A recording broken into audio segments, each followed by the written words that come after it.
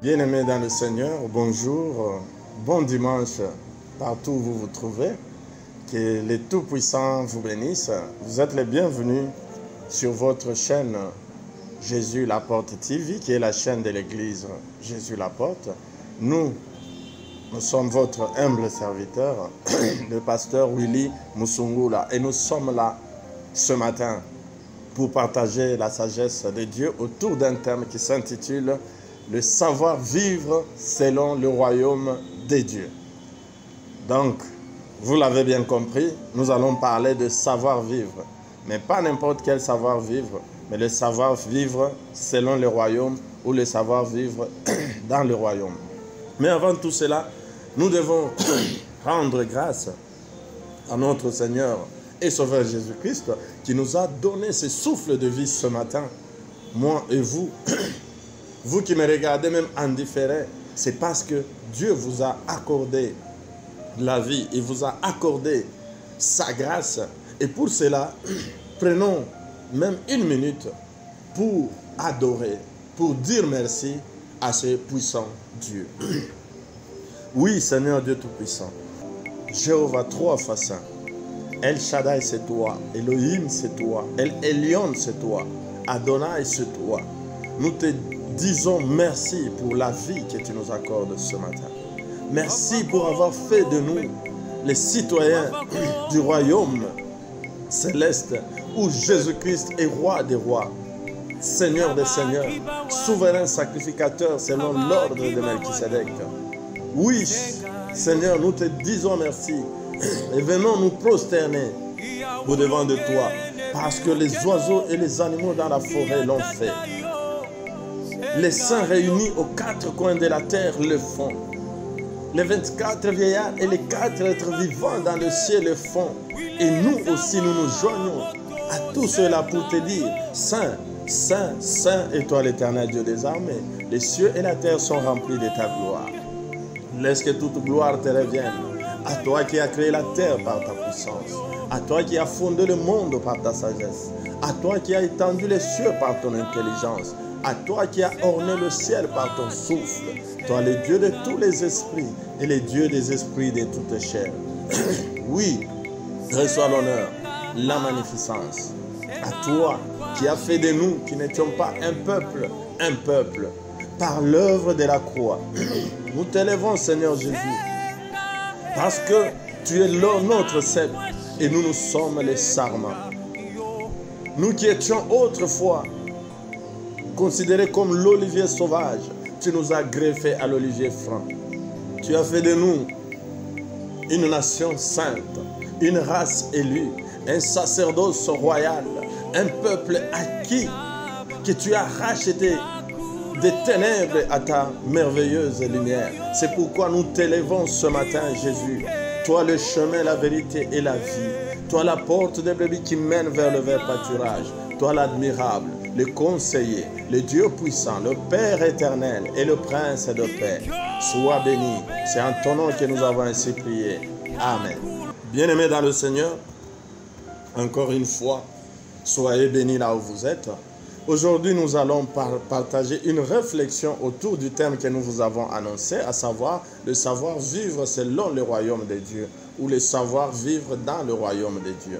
La notion de savoir-vivre est une notion très importante, bien-aimés, étant donné que d'après certains critères qui varient selon les cultures, selon les lieux, selon les pays, une personne peut être élevée, tout comme il peut être humilié, selon qu'il manque ou qu'il a le savoir-vivre. Observez vous-même quelqu'un, soi-disant manquant de savoir-vivre, les rejets que suscite envers cette personne le fait de savoir qu'il manque le savoir-vivre. Bien-aimé, le terme qui détermine ou qui définit une personne manquant de savoir-vivre varie aussi selon les langues. Parce que chez nous, en RDC, souvent on les considère même, on les qualifie de Basenzi ou bien Musenzi, qui est un dérivé un peu méchant ou dégradant de quelqu'un qui réfléchit ou qui agit comme un singe. Et bien aimé, d'entrée de jeu, j'aimerais d'abord qu'on fasse quand même une nette distinction entre le manque de savoir-vivre et l'impolitesse. Ici, nous ne parlons pas de la politesse ou de l'impolitesse, mais nous parlons du manque de savoir-vivre. Car si l'impolitesse est un manque de savoir-vivre, mais tout manque de savoir-vivre n'est pas forcément l'impolitesse. Parce que certains gestes ou attitudes de savoir-vivre, même dans une même culture, varient d'une circonstance à l'autre. Dans une circonstance, ce qui est une attitude à adopter par rapport au savoir-vivre peut ne pas l'être quand les circonstances changent. C'est pourquoi nous restons dans le cadre même du savoir-vivre et non de la politesse ou de l'impolitesse, car tout ceci est relatif. Mais étant donné que la notion de savoir-vivre dépend des cultures, mais là, quelle sera la culture sur base de laquelle nous pouvons parler du savoir-vivre pour tous? Alors vous comprenez que je ne suis pas là pour partager avec vous le savoir-vivre selon un modèle d'un pays, un modèle d'une culture, mais je viens vous parler du savoir-vivre selon le royaume de Dieu. Autrement dit, qu'est-ce que nous recherchons? Nous recherchons à savoir, est-ce que tu peux rester un bon chrétien dans toutes les circonstances? Le savoir-vivre chrétien, c'est le savoir-vivre qui fait de nous des bons chrétiens. Mais comme le savoir-vivre, comme les circonstances varient et que la façon, l'attitude varie aussi selon les circonstances, mais est-ce que sais-tu rester bon chrétien dans différentes circonstances? Car le chrétien est appelé à marcher avec Christ. Mais qui peut vouloir marcher avec quelqu'un qui manque le savoir-vivre? Beaucoup de chrétiens croient marcher avec Jésus-Christ, mais en réalité, Christ les a déjà quittés depuis longtemps à cause du manque de savoir-vivre. Ce qui caractérise Jésus-Christ lui-même, c'est le savoir-vivre dans toutes les circonstances. Parce que Christ a été confronté dans son séjour sur la terre. Notre Seigneur Jésus a eu à faire face à toutes les circonstances comme nous. Bien que la Bible dit, ayant même été confronté à des tentations comme nous, mais il n'a pas péché comme nous. Il s'est montré correct, intègre dans différentes circonstances parce qu'il avait la vision focalisée sur sa mission, sur son devoir. Christ a connu tout ce que nous connaissons, Seigneur. Plus que même ce que nous connaissons, notre Seigneur Jésus-Christ a connu tout. Il a connu la faim, comme nous. Il a connu la soif, comme nous. Et d'ailleurs, il y a certains sur la terre ici qui ne connaissent pas la faim. Depuis qu'ils sont nés dans des familles nantis. Ils ont hérité des choses. Jusqu'à leur mort, ils ne connaîtront même pas c'est quoi la faim. Mais par contre, Christ a été confronté à la faim. Christ a été confronté à la pauvreté parce que lui-même s'est fait pauvre. Mais Christ a connu aussi l'abondance parce qu'il a eu à nourrir plus de 15 000 personnes. Parce que 5 000 hommes, sans compter les femmes et les enfants, ils devraient être au-delà de 20 000. Donc Christ a connu l'abondance. Il a connu l'amour. Il y avait ceux qui l'aimaient, mais il a connu aussi la haine. Il a connu la trahison. Il a connu le rejet. Mais dans toutes ces circonstances, Christ est resté intègre. Et un disciple, c'est celui qui marche sur les pas de son maître. Et nous ne pouvons pas nous considérer comme disciples de Christ si nous ne marchons pas sur ses traces. Et Paul nous encourage à être ses imitateurs comme lui-même l'est envers Jésus-Christ. Et Paul nous en donne les preuves. Et Paul est resté le même dans différentes circonstances. Et à titre d'exemple, Paul évoque 4 circonstances qui vont nous servir aussi des matières pour évaluer. Est-ce que nous aussi, dans ces diverses circonstances, demeurons-nous aussi chrétiens, bons chrétiens, ou nous manquons de savoir vivre dans ces différentes circonstances? Alors, nous allons lire le passage principal qui a inspiré le thème de ce matin. Se trouve dans Philippiens 4, 11 à 13. C'est là où Paul nous montre les 4 circonstances durant lesquelles la plus grande épreuve, c'est de rester bon chrétien, c'est de rester disciple. Lisons Philippiens 4, versets 11 à 13. Ce n'est pas en vue de mes besoins que je dis cela, car j'ai appris à être content dans l'état où je me trouve. Je sais vivre, c'est le savoir vivre maintenant. Je sais vivre dans l'humiliation. 1. Je sais vivre dans l'abondance. 2. En tout et partout, j'ai appris à être rassasié. 3. À avoir faim. 4. À être dans l'abondance et dans la disette. Nous pouvons considérer comme 6 circonstances que Paul nous présente, qui sont une preuve contre la maîtrise de soi, contre le savoir-vivre. Mais pour un chrétien, dans ces différentes circonstances, savoir rester bon chrétien, savoir vivre dans ces circonstances, c'est ça même être disciple de Jésus. Et Matthieu 5, 11, nous lisons: « Heureux serez-vous lorsqu'on vous outragera, qu'on vous persécutera, qu'on dira faussement de vous toutes sortes de mal à cause de moi. Mais avant tout cela, on mettra la main sur vous. » Je suis déjà passé de Matthieu 5, 11 à Luc 21, verset 12. « Mais avant tout cela, on mettra la main sur vous et l'on vous persécutera. On vous livrera aux synagogues, on vous jettera en prison, on vous mènera devant des rois et devant des gouverneurs à cause de mon nom. » Luc 12 et 21, le verset 16 et 17. « Vous serez livrés même par vos parents, par vos frères, par vos proches et par vos amis. Et ils feront mourir plusieurs d'entre vous. Vous serez haïs de tous à cause de mon nom. » Bien-aimés, Paul commence par nous dire: je sais vivre dans l'humiliation. C'est notre premier point de développement ou de réflexion. Quand nous parlons de l'humiliation,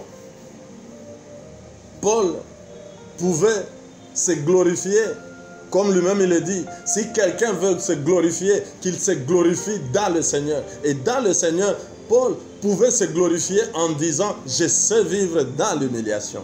L'humiliation qui n'est pas à confondre avec l'humilité. L'humilité, c'est une valeur que tout le monde recherche. C'est une valeur que tout le monde apprécie.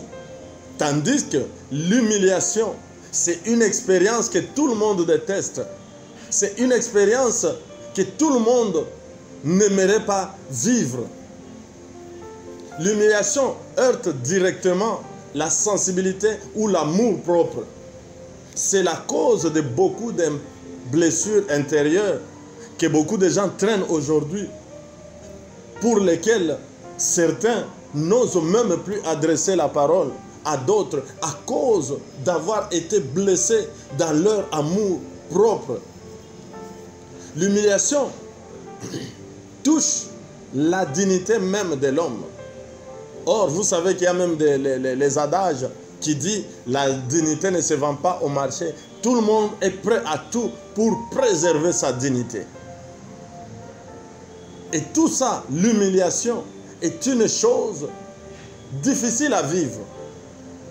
Or, la vie chrétienne, bien-aimée, n'est pas une vie que des honneurs, que des applaudissements, mais c'est une vie aussi des humiliations. Le christianisme aujourd'hui humaniste qui place l'homme au centre au lieu de placer Dieu au centre suscite en l'homme cette envie de l'élévation. On fait croire aux hommes que le christianisme, c'est aussi une voie par laquelle on peut atteindre la richesse, on peut atteindre l'élévation. Or, Christ, quand il donne la première condition pour tout celui qui veut le suivre, il dit, si quelqu'un veut me suivre, qu'il renonce à lui-même. Bien-aimé, une condition apparemment simple, mais en réalité très, très difficile. Et quand nous observons ce que veut dire renoncer à soi-même, on peut même se poser la question, est-ce que réellement nous suivons Christ par rapport à cette condition? Pourquoi? Parce que renoncer à soi-même, c'est en d'autres termes s'ignorer au profit de Christ. Arriver au point où sa réputation et sa dignité ne veulent plus rien dire. Imaginez-vous. C'est pourquoi nous nous battons, notre dignité, notre réputation. Mais Christ dit, si tu veux me suivre, sois prêt à ce que ta réputation soit à certains moments sacrifiée par rapport à ma réputation. Bien-aimé dans le Seigneur, savoir si tu as renoncé à toi-même, Dieu permet à ce qu'on touche à ta personnalité. Quelle attitude ou quel choix fais-tu quand tu es touché, quand ta personnalité est touchée? Restes-tu un bon chrétien ou tu abandonnes Christ pour aller sauver d'abord ta dignité? Renoncer à soi-même, c'est faire passer les intérêts du royaume avant ses propres intérêts. Savoir défendre la dignité de Christ, même si notre propre dignité est bafouée. Est-ce que y a-t-il des chrétiens qui peuvent aujourd'hui se taper sur la poitrine pour dire, est-ce que j'ai réellement renoncé à moi-même? Bien-aimés, chers chrétiens et serviteurs de Dieu, ne nous laissons pas se séduire par cette envie de l'élévation. Car l'élévation, l'obsession de l'élévation, comme nous l'entendons aujourd'hui, surtout dans les milieux même des serviteurs de Dieu, qui oublient ce côté serviteur pour brandir plus le côté ministre, afin qu'on atteigne l'objectif de l'élévation. Quand on cherche à être élevé, on cherche à être connu de tous. Or, le devoir d'un serviteur de Dieu, d'un chrétien, c'est de faire connaître Christ et non de se faire connaître soi-même. Quand tu es obsédé par l'élévation, bien-aimé, tu manques à ton devoir. Oui, à certains, Dieu a donné le ministère, à chacun d'ailleurs. Mais ne brandissons pas le côté ministre pour chercher les honneurs, pour chercher la gloire, pour chercher les succès. Mais cherchons à ce que nous soyons effacés et que Christ lui-même soit élevé. Car la notion même de serviteur, comme on se fait appeler serviteur de Dieu, serviteur fait référence à un esclave. Quand tu travailles pour ta propre connaissance, pour ton propre succès, tu n'as donc plus le droit de t'appeler serviteur de Dieu, mais tu deviens serviteur de toi-même. Mais si tu es réellement serviteur de Dieu, tu dois travailler pour faire connaître Christ aux hommes plutôt que de se faire connaître soi-même. Car vous remarquerez que même tous ceux-là qu'on considère comme élevés, c'est des gens dont on prononce plus leur nom que le nom de Jésus. C'est eux qui se présentent plus comme des hommes solutions plutôt que des instruments que Dieu utilise lui-même pour accorder la solution. Et vous verrez dans le passage que nous avons lu de Matthieu et de Luc, Christ nous prévient que vous serez persécutés, vous serez traînés. Et c'est ce que Paul a vécu. Paul a accepté d'être enchaîné comme un voleur. Paul a été lapidé. Quelle humiliation. Avant d'être lapidé, c'est qu'on te met en public comme un brigand. Mais dans tout cela, Paul est resté fidèle à sa mission. Donc Paul a prouvé, Paul n'a pas dit seulement dans la bouche, je sais vivre dans l'humiliation, mais Paul a connu la véritable humiliation. Paul s'est retrouvé en péril, comme il le dit lui-même, parmi des faux frères, en péril parmi des païens, il était en péril parmi les brigands. Car l'épisode du serpent qu'il a mordu à la main, c'était pendant qu'il était en train d'être transféré, encore comme un voleur, comme un brigand, parmi les barbares. Mais aujourd'hui, qui sont ces chrétiens qui sont prêts à renoncer à leur dignité, à renoncer à leurs intérêts pour l'intérêt du royaume? Et si tu n'as pas encore renoncé à toi-même, si tu ne sais pas vivre dans l'humiliation, peux-tu te considérer marcher avec Christ? C'est des questions que nous devons nous poser. Ici, point n'est besoin de donner des réponses hâtives. C'est une interpellation de savoir vivre dans le royaume. Parce que notre royaume, à l'instar des autres royaumes, chaque royaume a ses principes, a ses lois qui régulent, qui règlent la marche et la vie dans ce royaume. Et nous avons dit que souvent, les principes de notre royaume, quand je parle de notre royaume, c'est le royaume de Christ, le royaume de Dieu ou le royaume des cieux, sont généralement ou parfois même en contradiction avec les principes de ce monde. N'amenons pas les principes du monde dans l'Église, où aujourd'hui nous voulons être des chrétiens élevés, des chrétiens à succès, des chrétiens qui fuient la croix au moment où Christ nous dit, tu dois porter ta croix. Et porter sa croix, c'est déjà en soi une humiliation. Nous devons savoir vivre dans l'humiliation. 2. Paul dit, je sais vivre dans l'abondance. Bien-aimé, pour tout chrétien qui sincèrement cherche le royaume et la justice de Dieu, la bénédiction matérielle est une conséquence. Ça veut dire le fait que tu aies accepté de recevoir Jésus-Christ comme Seigneur et Sauveur pour la vie éternelle, le fait que tu attends avec ardent désir le retour de Christ, mais dans l'ordre des choses, Christ a dit, celui qui cherche comme ça, le reste lui sera donné. Et ce qui veut dire que pour toi, vrai chrétien, le plus difficile, ce n'est pas de devenir riche, mais le plus difficile, c'est de gérer la richesse.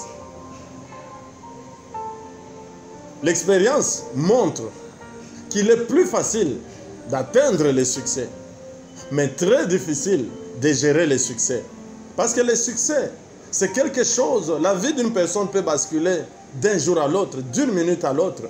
Nous avons vu des gens qui ont dormi, qui se sont réveillés le matin, pauvres, inconnus. Mais à cause d'une signature, d'une ordonnance, loi signée par le président de la République, nommant cette personne ministre, celui qui s'est réveillé inconnu du monde, le soir, il s'est retrouvé sur toutes les chaînes de télévision, son nom en train d'être cité.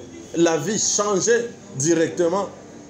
Donc, atteindre le succès, ce n'est pas ce qu'il y a de plus compliqué, mais c'est gérer le succès. Tu es chrétien, tu pries, tu as l'ardent désir du retour du Christ, mais Christ te donne maintenant la richesse. Or, tout ce que Christ nous donne comme reste, comme richesse, c'est pour que nous puissions propager le royaume. Mais quand Christ nous donne maintenant cette abondance, est-ce que restons-nous bons chrétiens dans l'abondance? Bien-aimés, sachez qu'il y a certains péchés que nous ne commettons pas, non pas parce que nous sommes forts, mais tout simplement parce que nous manquons les moyens ou nous manquons les occasions.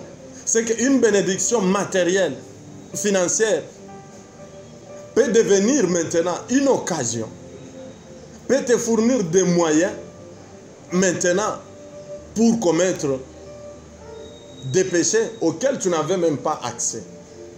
Mais devant ces tentations, quelle est notre attitude, bien-aimés? On a toujours tendance, on a toujours écouté les gens qui disent, depuis que cet homme a eu l'argent, lui qui était un saint, lui qui était quelqu'un de droit, aujourd'hui on le retrouve dans la polygamie, il est dans les femmes. Bien-aimé, ce n'est pas la richesse, ce n'est pas l'argent qui l'a rendu impudique. L'argent n'a fait qu'amplifier ce qui était déjà en lui. Comme je le disais, ce n'est pas parce que certaines personnes sont fortes, mais c'est tout simplement parce qu'ils n'ont pas de moyens. Imagine-toi, un frère, pendant que tu étais connu comme un évangéliste des rues, évangélisant maison par maison, mais qu'un jour, tu te retrouves avec une possibilité d'aller passer des vacances hors de ton milieu naturel. Parce qu'une autre façon de voir la sainteté, c'est quand on n'est pas dans son milieu naturel. Dans notre milieu naturel, on évite certains regards. On se retient par rapport à ceux-là qui nous connaissent. Mais dis-toi que tu as quitté Kipushi là-bas et tu te retrouves sur la plage à Rio de Janeiro. La question qu'on se pose, auras-tu ta Bible à main ou une bouteille de whisky? Savoir vivre, savoir rester chrétien dans l'abondance, bien aimé, ce n'est pas évident. Nous avons vu beaucoup de personnes. Il suffit de parcourir les différentes églises. Vous trouverez qu'il y a très peu de vrais riches, de grands riches dans les églises. Pourquoi? Parce que dans l'abondance, les gens changent de priorité. Là où on disait, la mort m'est un gain, je vais rejoindre mon Seigneur. La priorité change. On commence à vivre longtemps, à chercher à vivre longtemps pour savourer les délices, pour profiter un peu de la vie. Et là, les heures qui étaient consacrées à aller au culte, c'est des heures maintenant consacrées à aller dans les salles de sport pour entretenir sa santé. On a vu même des frères et sœurs qui étaient les grands défenseurs de l'abstention totale de l'alcool. Quand il entendait un pasteur dire « je prends un peu de vin », c'est lui qui était le plus grand défenseur. Mais maintenant qu'il a maintenant des moyens, c'est le même frère qu'on trouve à chaque anniversaire.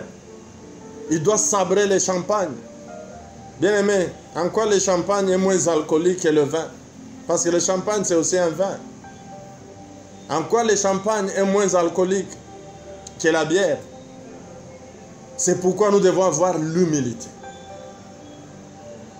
Le radicalisme chrétien, on l'observe souvent parmi les chrétiens qui croient que c'est leurs efforts de sainteté qui font d'eux saints, oubliant que ce n'est que la miséricorde de Dieu, ce n'est que la grâce. C'est par la prière que nous pouvons résister aux tentations. Bien-aimé, est-ce que dans l'abondance, sais-tu rester un bon chrétien? Paul ajoute un troisième élément. Je sais vivre dans la faim. Wow! Qu'est-ce que le chrétien n'est pas prêt à faire quand il a faim?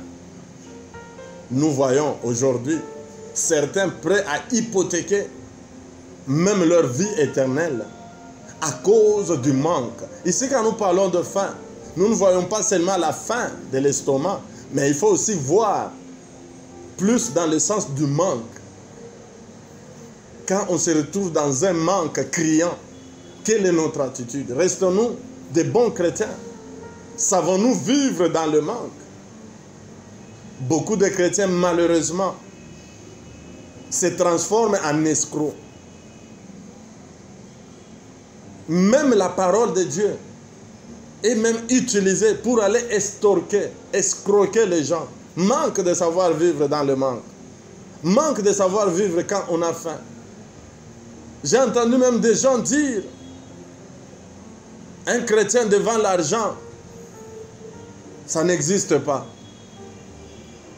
Parce que tellement un chrétien, quand il est dans le manque, il cherche par tous les moyens.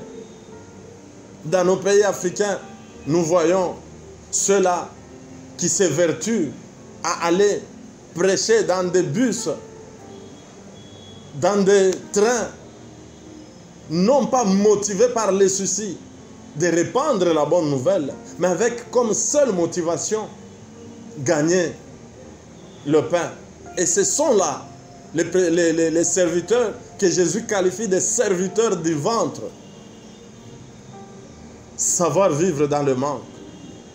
On commence à mentir au nom de Jésus. On devient champion en murmure. Combien de chansons n'entendons-nous pas de chrétiens, de très belles mélodies, mais où le chrétien ne fait que se plaindre, jusqu'à dire, mais Seigneur, ceux qui ne te connaissent pas, ils ont une bonne vie, et moi qui te connais, ce sont des murmures, c'est du chantage contre Dieu. C'est le manque de savoir vivre, bien-aimé.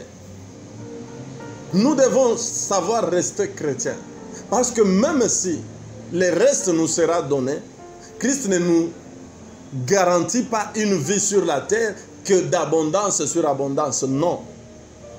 Parce que les épreuves sont aussi prévues pour créer en nous l'endurance.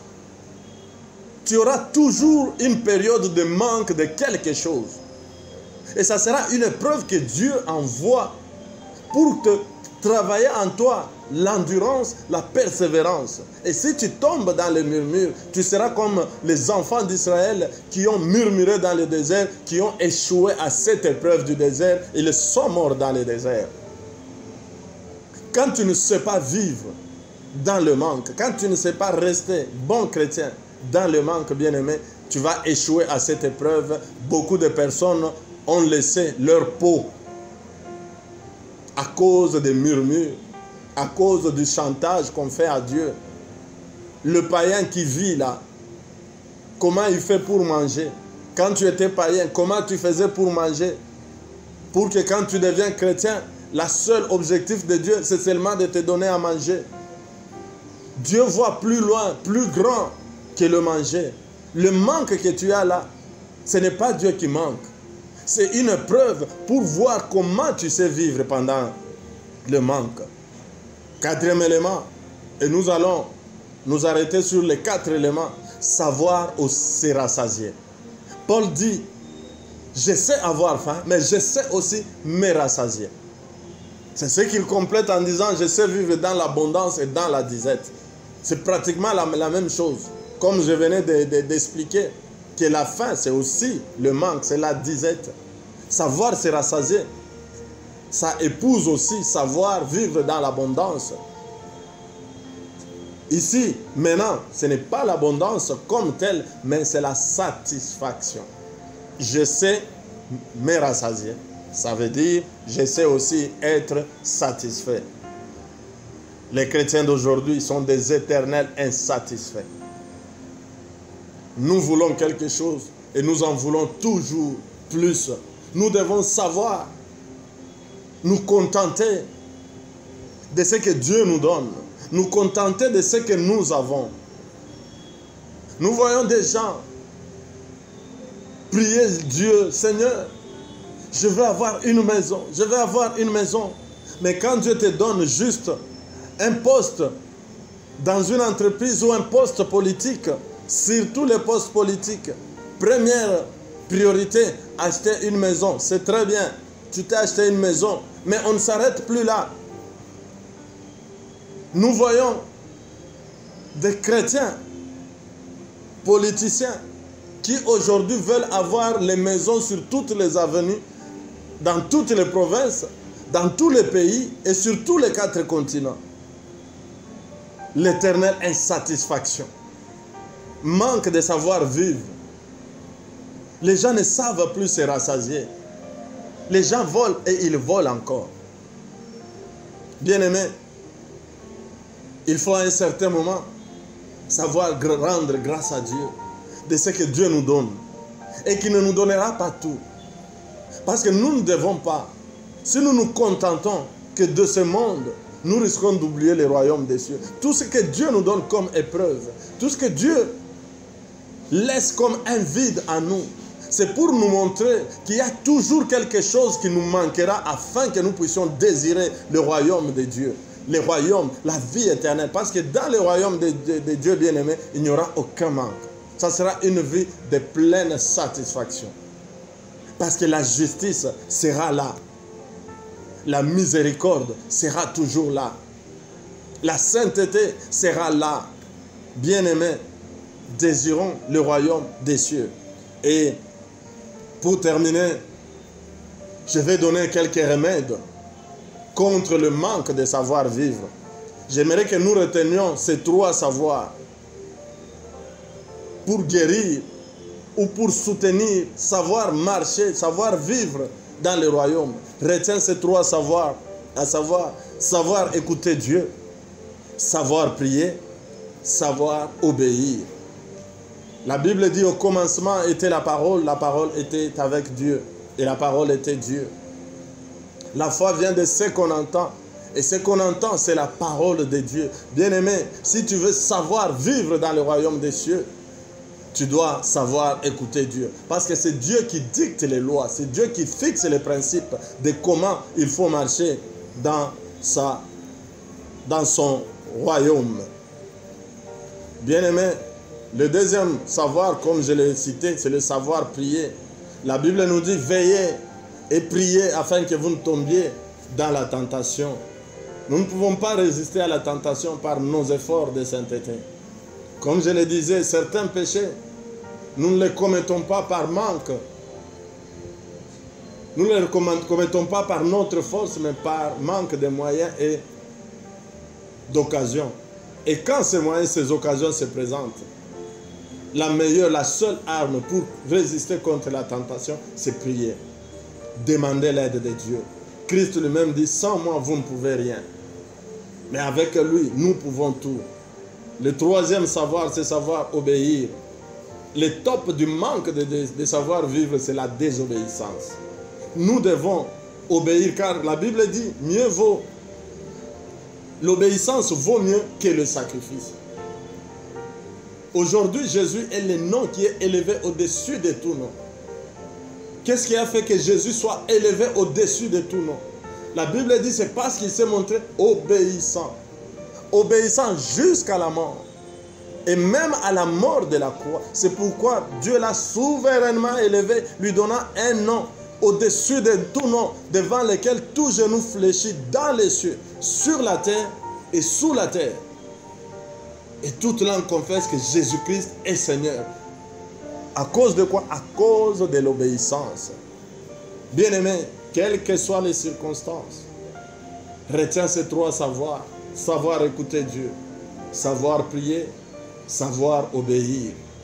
Tu dois savoir vivre dans l'abondance. Tu dois savoir vivre dans la disette. Tu dois savoir vivre dans l'humiliation. Tu dois savoir te rassasier. Tu dois savoir avoir faim.